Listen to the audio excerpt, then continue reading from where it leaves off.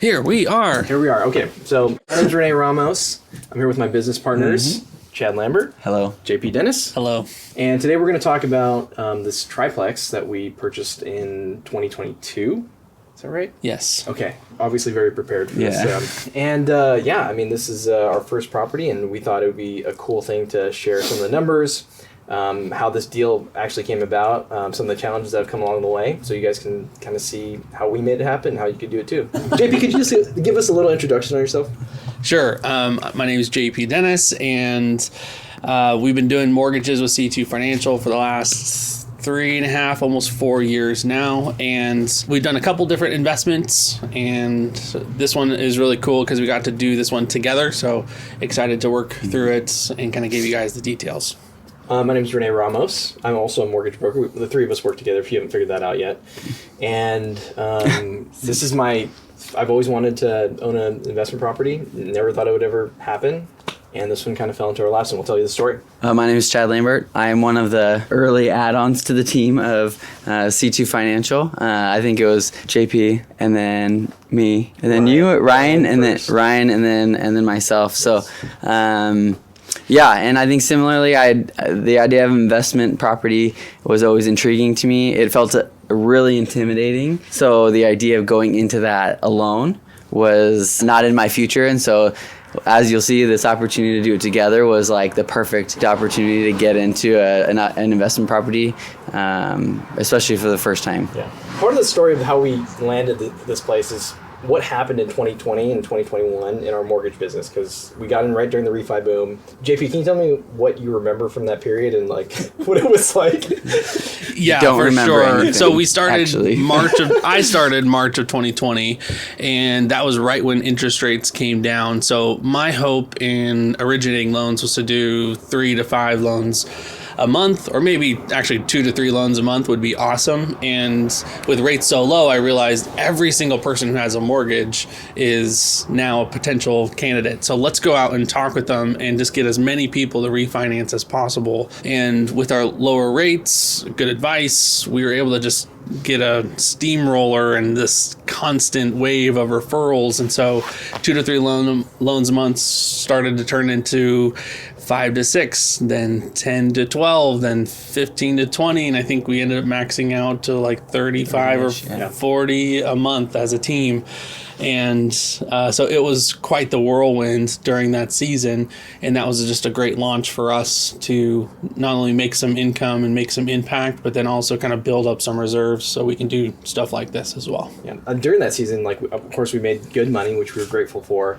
But I also had sold my house that I bought in 2019. Mm-hmm. And so I had this influx of cash. I thought about holding it as an investment property, but I just couldn't make the numbers quite work. So I had this chunk of cash that I wanted to invest into something. Wasn't sure if it was going to be Bitcoin at 60K and buy one Bitcoin, which thank you, Jesus, I didn't do that. Or it was going to be into an investment property. But putting 25% down on an investment property nowadays is really difficult. Even at if I was buying a $500,000 home, I wouldn't have been able to really do that. So anyway, that's kind of my background.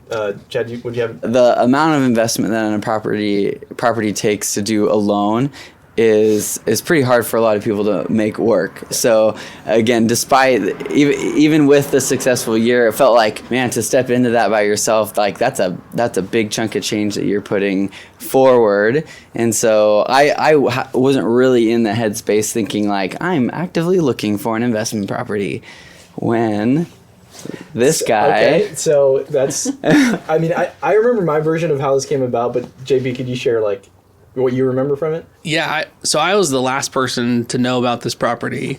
And I think originally Rene, you found the property listed on the MLS, and then we brought it up to Chad's brother, Dan, to buy it as a primary residence, which Dan, you should have done. Should have done that, Dan. And so I think we were working through the numbers, Chad and I, of if Dan could buy this as a primary residence, live in one unit and rent out the other two. I think tagged along because you guys are coming to see the property, and simultaneously Dan said he didn't want to do that. And so we were looking at this property, and the more and more I started to think about the numbers, I was like, wait a minute, this makes a lot of sense. Maybe I asked, or maybe you guys invited me in to go, hey, let's do this together. And so to your point, this property came up on the MLS, which I think for most investors is like, it's difficult to find something on the MLS that's going to cash flow. And that makes sense financially.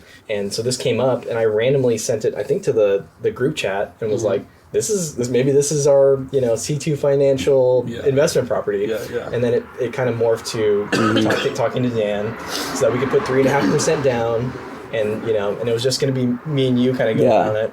And you had just made your first investment on a property, and so like you weren't sure if you could make the numbers work, and I was like, well, I wouldn't want to put him in that position to try to make this work after just making that investment. And then after your brother said no, Dan, you should have said yes. Yeah. We'll cut this out. Yeah. Leave it.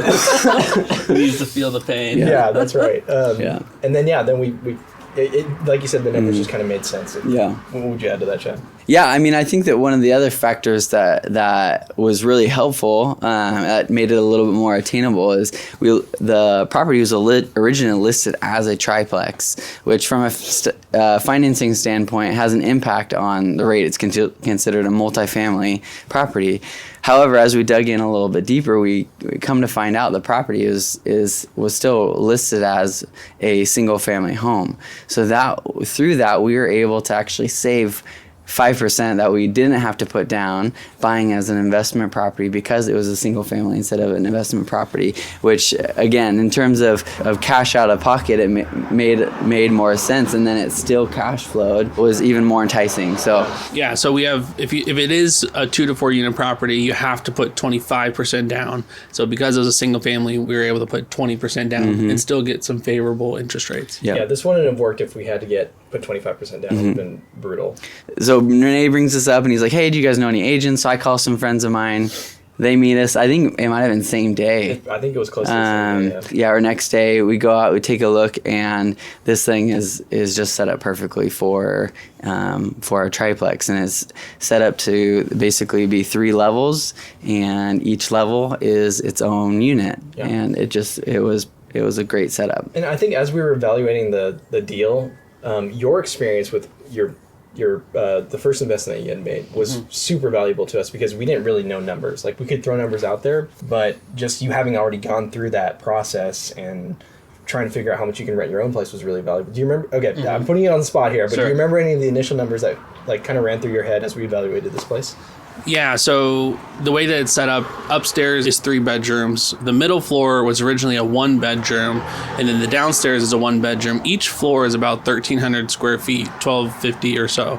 And so I was running through the numbers, and based on what I had seen for rent on my other properties, I said, well, for a 1 bedroom, we could easily get $1,600 to $1,700 a month for those. And then if we could potentially turn this 1 unit into a 2 bedroom unit, we could demand substantially higher.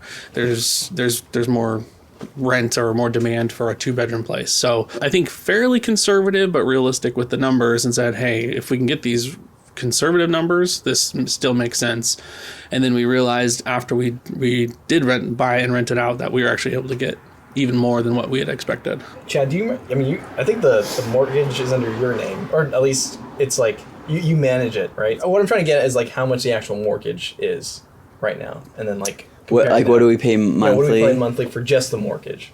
I want to think that our mortgage is about $4,500. I'll put the actual number. $4,210. $4,210 a month. Okay. And so conservative numbers, we would have cash flowed like $1,500 a month, something like that. I think conservatively, like our very initial thought was we could make $1,000 a month. Okay. No matter what. Okay. So we're considering all this, and after seeing the place, I was pretty sure that we had to at least make an offer on it. So we scrounge up all of our pennies. We were like, how much money do we each of us have? How much can we conservatively put towards this place? Put our offer together. I think our first offer was, I don't think it was rejected. It was rejected. I think we offered 50,000 yeah, less. because this is 2022. Yeah. So we're seeing, and interest rates had just shot up, and because they had shot up, demand for properties was just like way down. Like people weren't seeing places like this, and it was just an opportunity. Like it couldn't have worked out at a better time. Because I don't think if this came up on the MLS right now, it'd be gone in a day. Yeah. So that was part of it. So we made the offer, got rejected, and then we made another offer that was ultimately accepted. That's how we ended up with the purchase price where we're at, and then also the mortgage settled at $4,200 basically. I think we went lowball just to see what could happen, and then we started running the numbers again. And like, no, let's not lose this opportunity. Yeah, let's just give them what they want. So yeah. we gave them the list price, but I think we got $10,000 in credits to cover our closing costs. So we just came in with the down payment, and that was it. To get in the door. But yeah, we realized like it's not worth going back and forth trying to like wheel and deal. It's like, no, this works even at the purchase price. Let's just do it because someone else is going to swoop in and get it. It was like the perfect storm of us all like realizing the opportunity, and then we pulled all of our money together, and it just worked out. It couldn't have worked out better. Okay, so we get our offer accepted. We closed on the property. One of the first things that we did that added a ton of value was what JP had mentioned, turning the second floor into a 2-bedroom, 1-bath. And so you had a connection with a contractor that you just worked on for your place, your other investment. Do you remember how much we actually put into the places? We're going back to the numbers. Each of us kicked in a third of the down payment, which ended up being right around at $60,000. Yep. And then we didn't have any closing costs because that was paid for by the seller. And then we had some costs after the fact, after we closed on the property, to turn this 2-bedroom or 1-bedroom into a 2-bedroom. Do you remember the numbers on that? Yeah, I think we ended up spending about $6,500 converting this into a 2-bedroom. And I think there's probably additional we also turned a bathroom into a laundry room. That was on the main floor. The laundry room services the middle and top floors. And we added blinds and some a couple blinds. other. So I think all in we're probably at maybe $10,000. Yeah, I think total. that's Of additional cash. But really the main thing that drove the most revenue for us was converting that 1-bedroom into a 2-bedroom. There was a huge open living room space that it even looks like at one point it was 2 separate rooms, and we said we need to do that again. Yeah, we considered doing it ourselves for like a hot minute. We were just like, none of us know how to frame, so I'm like, okay, we'll learn how to figure it out. Yeah, we can figure it out. We figured all this stuff out. We're in that zone of like, we could do anything. We were so glad that we had Chad's dad to help us with some electrical stuff for the laundry room, and then Carlos and his family that helped did the bulk of everything else. Thank you, Carlos. Knock it all out. And it looks awesome. So. Yes. Okay, so we were, I think we closed at the end of July, and then we had about 3 to 4 weeks getting the property prepped, and our first renters moved in like end of August, beginning of September. How we got those renters was actually pretty straightforward. We went directly to Zillow. And then, so we advertised on Zillow and Facebook, and Facebook Marketplace. Yeah, so you did a lot of Facebook Marketplace. What do you remember some of your experience with that? Yeah, so the 1-bedroom and 2-bedrooms especially that we advertised, we had, I think within 48 hours on Facebook Marketplace alone, we had like 50 people show interest in the first 48 hours. So we held a pseudo open house where we had, before the 2-bedroom was even a 2-bedroom. So we were just telling people there's going to be a wall here. We were kind of pre-selling all these units, or the middle unit that is going to be a 2-bedroom. Over maybe one weekend or two, we just had people stack in 15-minute increments scheduled to come and see it. And that allowed us to source the tenants, according to Washington state law, of course, we were able to source the tenants for all 3 units. And I think that was actually another huge factor in all of this, and just in being a landlord in general. Inheriting clients, if you buy a property that's already occupied, that's much less attractive, but because they might have leases in place, they might have been there for a long time, you might not be able to get the market rent, but these were all empty units. So we were able to, one, source all the tenants that came in, and we were able to demand the market rents for those units. So we had a flurry of people, and it was really, really simple to get the 1-bedroom and 2-bedroom units rented, and it took a little bit longer on the 3-bedroom unit because there's less demand for that. One thing that I think we did that I don't think most investors would suggest that you do this, but we lumped in all of the utilities to the rental payment, and I think it was just kind of an ease thing, like because it's technically a single family home, we didn't want to figure out how to zone it properly to have 3 different energy bills or 3 different water bills. It just monthly split those up. Yeah, exactly. It's just too much management. Yeah, it was too oversight. much management, and we just didn't feel like that was a good use of our time, and frankly, probably would have added a ton of value. And I think also people like having just a fixed payment on their housing costs. I think that's kind of unique. Yeah. We did build that into the cost of rent a little bit, but it wasn't much, and we're still able to cash flow even on the months where our electricity bills way higher, like during the winter months and some of the summer months as well. So yeah, it still worked out great where we were able to cash flow and still add in all those payments to the. And that's also including internet into that as well. So it's literally everything: gas, electric, Water. internet, water, Garbage. sewer, garbage. So everything's included. So they just make their one payment to us online, and that's it. And then we front the bill. And some months it's higher, some months it's lower on the utilities, but it all evens out. I did find it really interesting though when we were, especially with the 3-bedroom unit, as we were listing that one, to see the psychology in rent, or the strategy of that, because at one point we had listed it higher and with all the utilities included, and at one point we lowered it but then added a $100 utility a fixed cost for the utilities, and all of a sudden inquiries started. So whatever it was, whether it was search limitations or something psychologically of where is the value there, it clicked there. Yeah. Okay, so we get renters in this place, and it was, the first month was great. First couple months were great. But there were certainly some challenges that came along. One of them being, well, actually, that kind of came later. I'm thinking about the top floor unit. But what were That was last year. That was last year. Yeah. So, being a landlord comes with certain responsibilities. And especially, if you self-manage, then you're going to be handling every house call.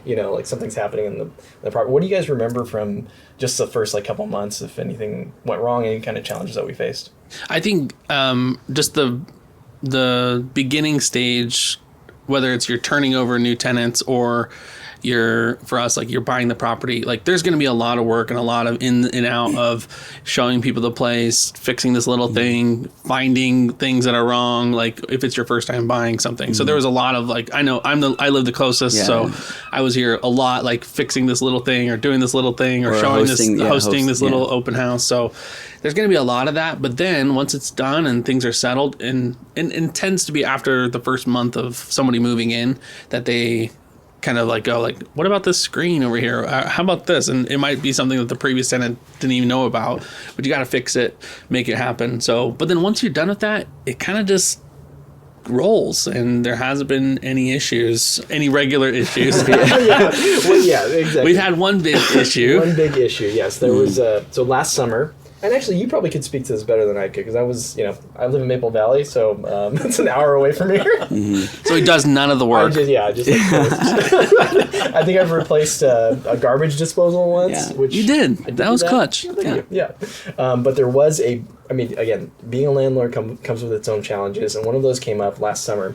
It was the middle of a heat wave, and JP got a text from one of our tenants about the AC unit up there, especially at the very top. That's where all the heat goes. So, but yeah, JP, tell us a little bit about that. Yeah, well, I just get a picture of what looks like a leaky spot in the roof of one of the bedrooms, and I'm like, oh, great. I had just had my my house nearly destroyed by water, so I was just PTSD for sure. But then it turns out they crawled up actually into the attic where the unit was, and it looked like some pipes were freezing. So we had a guy come out, check it out, thaw them out, and it seemed like it was going to work. Then we changed the thermostat. It froze up again. And then they changed the thermostat and thought that might be the issue. And then sure enough, it happened again. And then we're like, okay, this thing's done. And we knew when we bought it, this thing literally, I don't know why, we should show some pictures of this if we can. The previous owners, maybe because they were cheap or whatever, but they didn't place the air conditioning unit on the outside of the house on the ground. They attached it to the house midway up 12 feet up, 15 feet off the ground, and it's on this little mount right outside the master bedroom of the middle floor. And this thing, and it was loud. It was loud. It was turn on. loud. It would shake. The whole house would like shake and vibrate, and it was loud. So it was time. I remember we were in the unit at one point, and something like it kicked on, and I was like, "What's happening?" Like the house is shaking. So we kind of knew going into it, we're probably gonna have to replace this thing, and sure enough, we did. So a trusted resource, a good friend, let us know if you need a referral to an air conditioning guy. He came in, and they were able to really quickly, and I think at a pretty affordable rate, were able to replace it and get that done. And it sits on the ground now, not 12 feet off the ground, and is much, much quieter. And we also decided to do the furnace at the same time. Because I was on it was towards the end of its life, and it was ultimately going to be cheaper for us to do both simultaneously. So you can replace the air conditioner, but if you're replacing it and your furnace only has a certain amount of years left on it, it's probably not a wise investment. So we decided to do it all. Mm-hmm. And part of the reason why this issue came up, and it was a really expensive fix. It was like towards the 20. It was 10 grand. 10 grand. 10 grand. In my mind, I was like 20K, but apparently, no, not even close to that. But part of the reason why it felt like this was a manageable fix was because the place cash flowed so much, and we haven't been dipping at all into the bank account that rents went into. So we just had a stockpile of cash. I think we still do. Of a contingency fund. If anything goes wrong, we're kind of ready for that. Any other property that didn't cash flow as well, we would have been kind of hosed. I mean, because we've reimbursed the initial cost for the construction, adding the bedroom, converting the laundry room. We added all the blinds and whatever that we added. We've reimbursed ourselves for all of that and paid for the AC unit without extra dollar out of our pockets. Yeah. So we're two years, almost 2 years, 2 years into owning this, and it's been cash flowing from day one. We still have healthy reserves, and we were able just to do the right thing for our tenants at any moment, for any of the little stuff or for this big thing. We were able to do it right away because we had that. I think if we didn't have that reserves, like the guys upstairs would probably have a $200 portable AC unit, on the window and say, hey, tough luck, sorry. But that's not the right thing to do. That's not the right way to, treat these tenants when they're coming in. So we did the right thing, and I think that was key. So that happened last summer. And just before we turn on the camera here, we had been talking about a few different things that needed to happen with the house, probably within the next 5 to 10 years. So the siding will probably need to be replaced at some point, which is going to be a huge expense. The roof is probably, I don't know, who knows how long we have on this property. Anything else that you guys can think of, like anything that you foresee? There's another furnace. There's 2 furnaces on the property, so there's another furnace, which is obviously less than a roof for siding, but. And I think one water heater is older than the other too. So, but because like what JP was saying, this place is cash flowing, and because it's cash flowing, we have a stockpile of cash to pull from if something were to come up. So that's the beauty of it. And if I were to go and do this again, that would be a huge priority for me, is just making sure that we have cash flow, because if we didn't, we'd be hosed, like I said earlier. So anything else that you guys can think of in terms of things that need to be replaced or addressed? No, I think it's in shape. Maybe paint this blue door a different color. Yeah, orange. Something subtle. Yeah. There are things that probably will need to be, and then things that could be, and I think windows is one of those things that probably could be, because it can get cold, and I think they're single pane. Some of the windows are single pane, so again, there's some elective things, but the house is old. Yeah, right? I mean it's 100 years. Yeah, it's 100 years old, so we have some issues, that are going to come up. It's bound to happen, but yeah, as long as it cash flows and keeps cash flowing, then I think we're going to be okay. I don't think there's anything that's going to come up that's going to destroy us. We got to talk about sorry, I interrupted you. Please go. At some point, we should talk about the garage too, and what we decided to do versus maybe what some potential future opportunity with that. Yeah, I mean, go for it, Chad. Go for it, Chad. Oh well, I guess I'll start with what we decided to do. The property has a 3-car garage? 3 cars.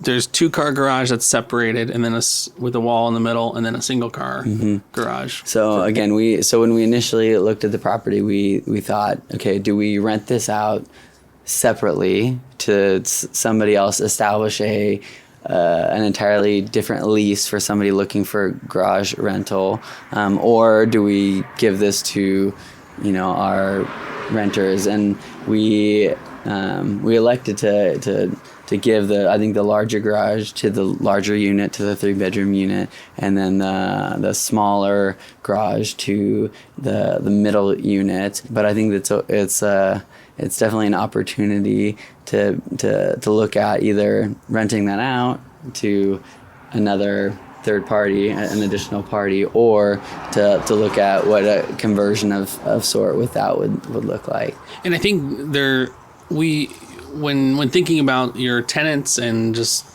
the financial aspect of it, you always want them to feel like they're getting a good deal. Right. And if they feel like they're getting a good deal, or if they feel like you're just stripping them of every dime possible, nickeling and diming them, that person probably isn't going to stay with you long term. Mm-hmm. And so far, both the middle and the top units have renewed their lease at least once, and it seems like they'll stick around until they potentially buy a house. So I think that's part of it too, is they feel like they're getting good value for what they're paying. And I think that's important. I think it's worth maybe even coming down off of what you might be able to get this much, but if we can get a little bit less and give them a deal, I think that's worth it.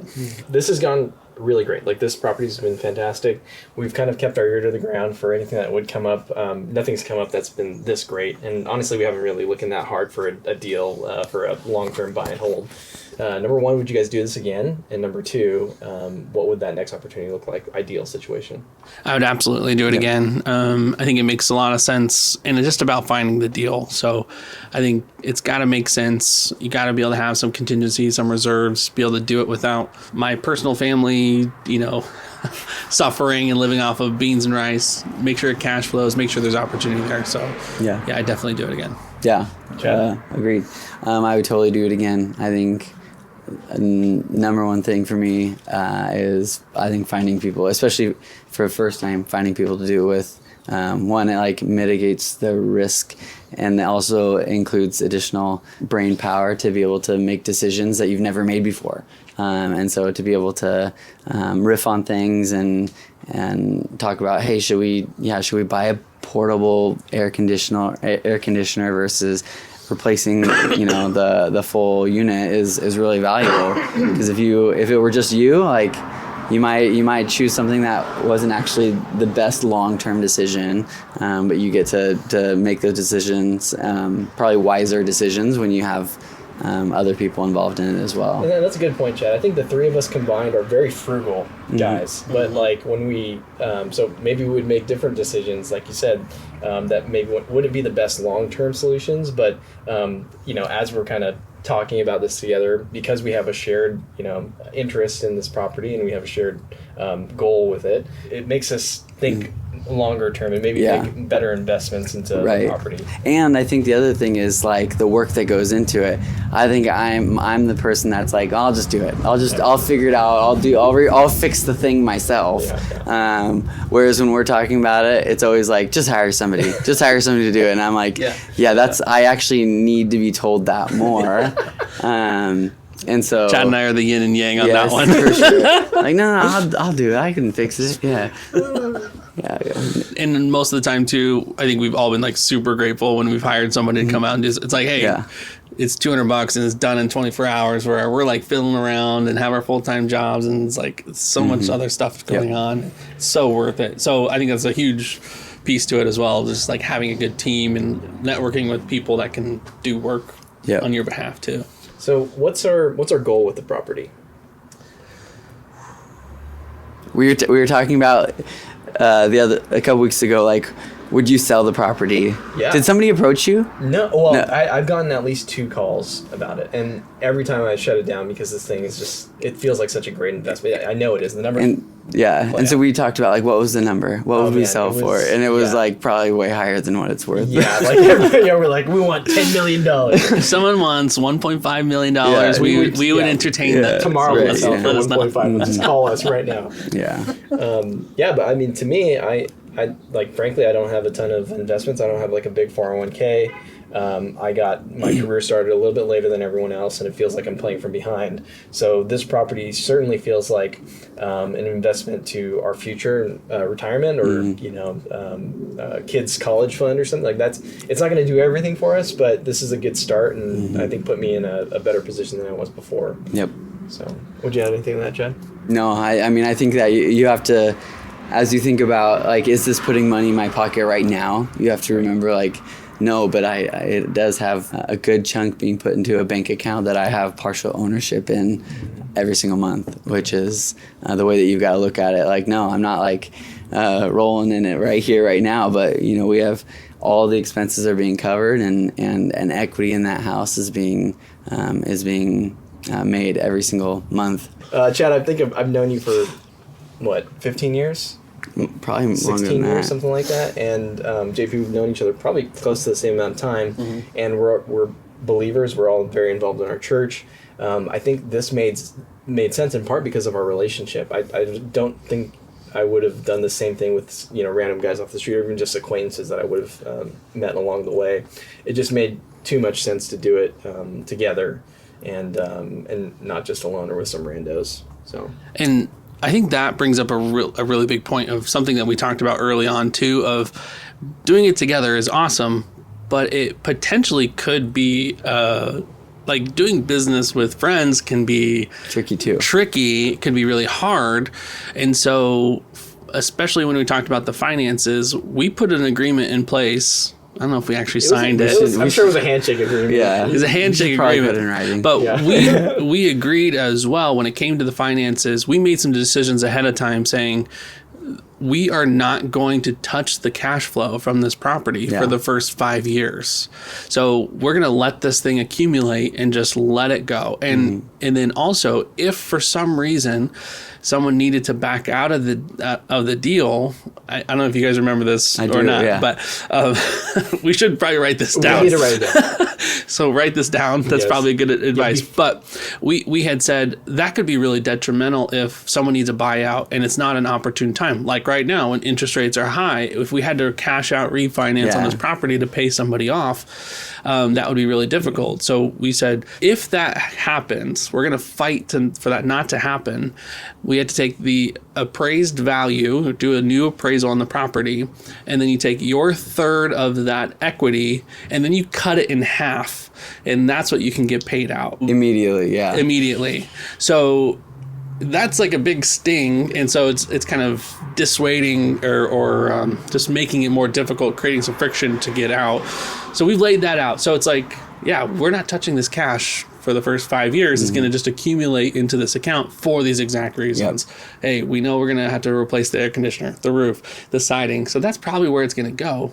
But then at some point, all that stuff's going to be done. Rents are going to keep going up. This place is going to be worth $1.5 million.